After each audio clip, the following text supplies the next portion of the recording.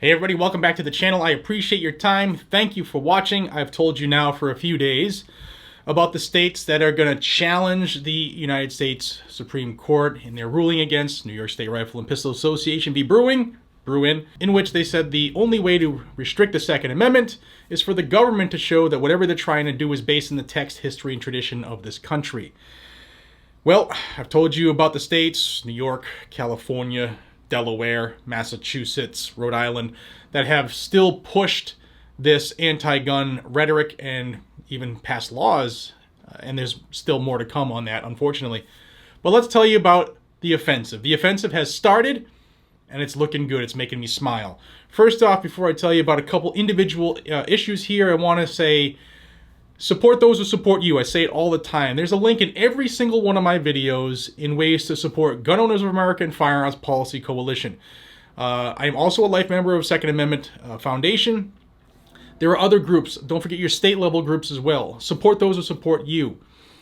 If you are interested in helping or getting these agencies, these groups, these organizations to assist your state maybe one day, then they need members in those states so that they can have standing, which is why you should join these groups. But first, we're going to go to California. Now, I've told you about the leak about that involved 10 years of information on anybody who's purchased a gun, applied for a permit to carry, people who were red flagged.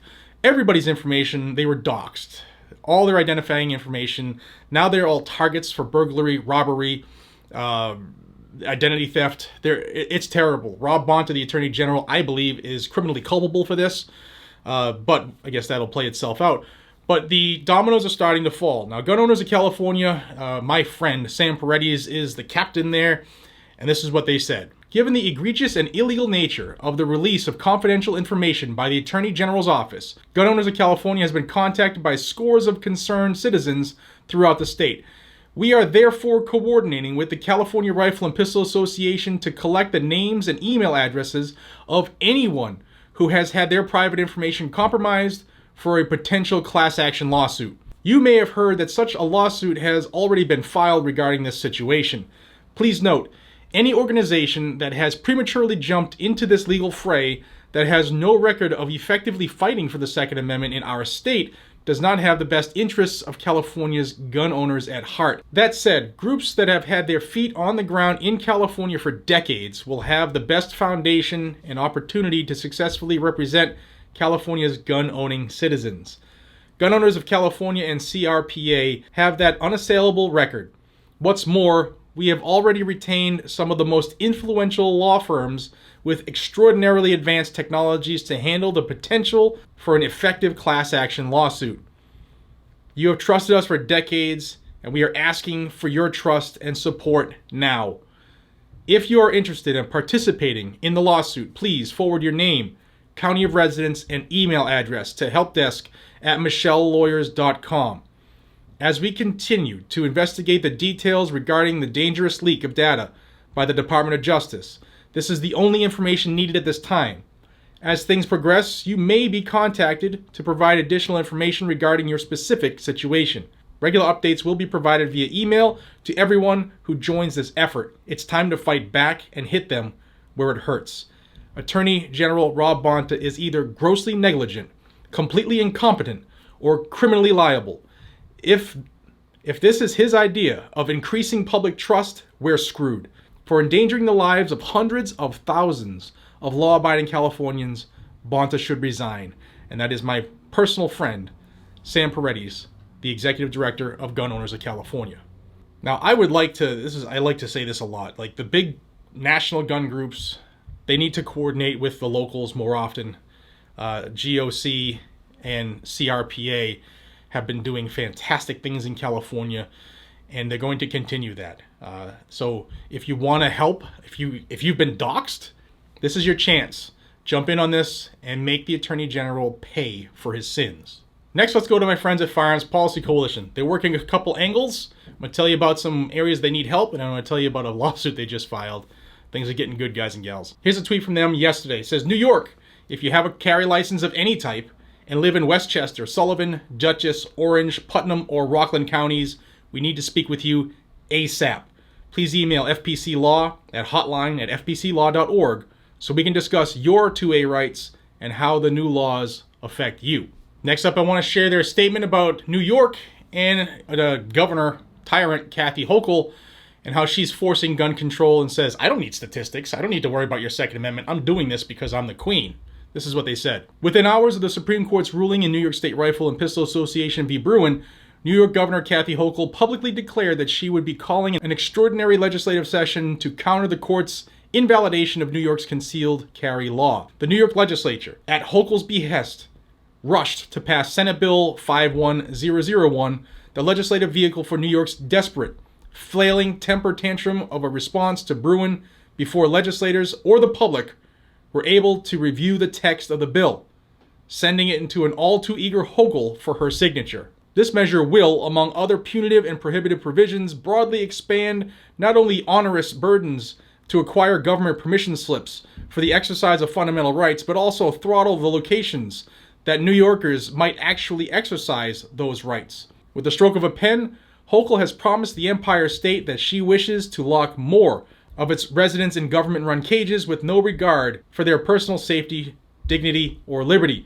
FPC refuses to stand by idly while the state of New York threatens peaceable conduct with imprisonment, injury, and death.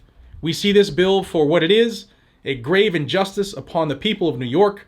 Restoring New Yorkers' natural rights is of paramount importance, whether the tyrants of Albany think so or not. The governor and her cadre of anti-rights legislators should have no doubt that FPC will utilize every available instrument to remedy this historic wrong. They also posted this.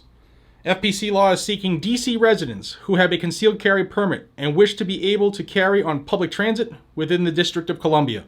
If you or anyone you know fit these criteria, contact our legal team ASAP at 2ahotline.com. You must be a DC resident, have a concealed carry permit, and wish to lawfully carry a concealed handgun on public transportation or in transit stations. And then they filed this, Cheeseman v. Plattman. It's a federal lawsuit challenging the assault weapon ban of New Jersey.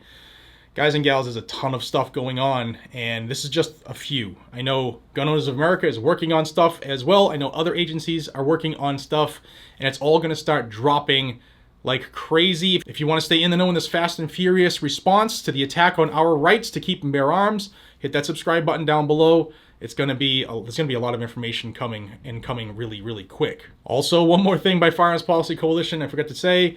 Miller v. Bonta is the assault weapon ban in California that was the work of St. Benitez, Roger T. Benitez, the federal district judge in San Diego County, San Diego District.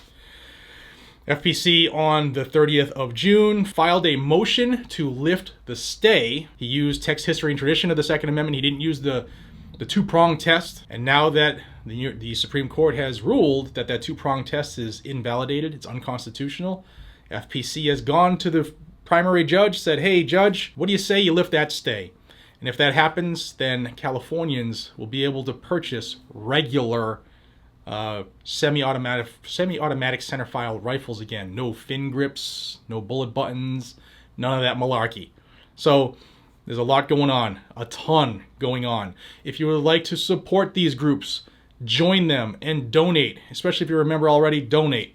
The lifeblood of any group, especially filing, lawsuits that cost hundreds of thousands to millions of dollars, is us, the membership. And if you would like to help them while enjoying some of the best coffee in the land, we at Blackout Coffee have roasts for GOA and FPC. By purchasing those roasts, not only do you get the best coffee, but $2 of every item in those product lines we donate right back to those groups.